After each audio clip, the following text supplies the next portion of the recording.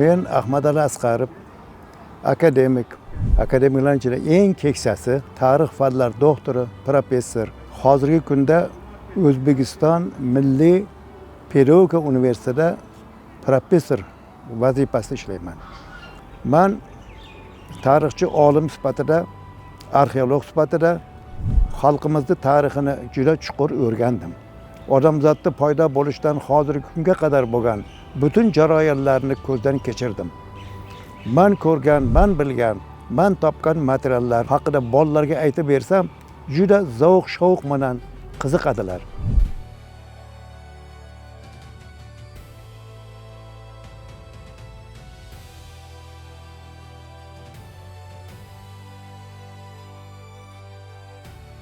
Men hayotimda 100 dan ortiq obyektlarda ishladim. Lekin men o'rgangan obyektlarning ichida ayniqsa Sopoltepa, Jorqo'ton yodgorliklari nihoyatda katta qimmatga egadir. Nima uchun qimmatga ega?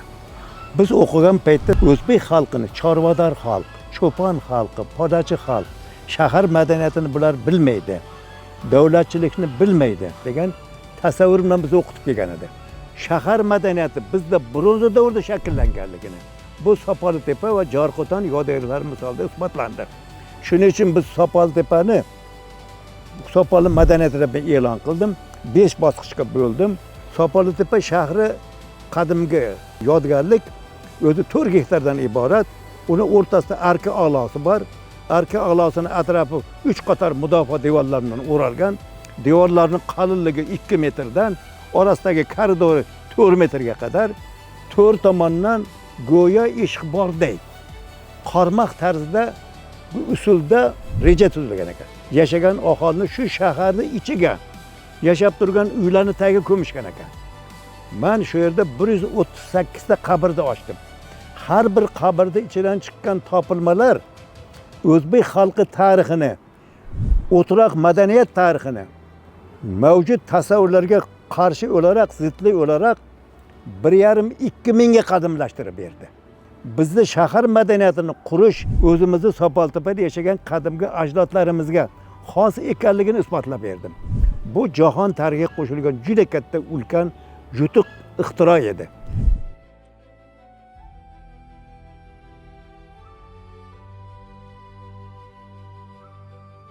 Agar Sopoltepani proto shahar deb atasak, qadimgi ilk shahar Jorqo'ton ekan.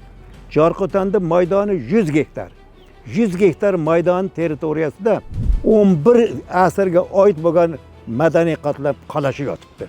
Ularni o'rganib, biz Zardushtlik dinining paydo bo'lishini, bizi territoriyamizda bo'lganini, ibodatxonalarning paydo bo'lishini, monumental qurilmalar bo'lganini, shahar hukmdorini yoki viloyat hukmdorini qalasi, shohona saroyi bo'lganligini, juda ko'p sohalar keng ko'lamda rivojlanganligini isbotini topdi.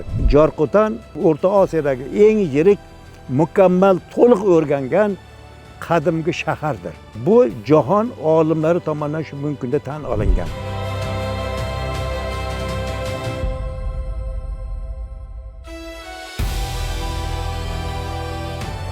İster edimki bugungi yoshlar ham bizga o'xshab tarbiya topsin.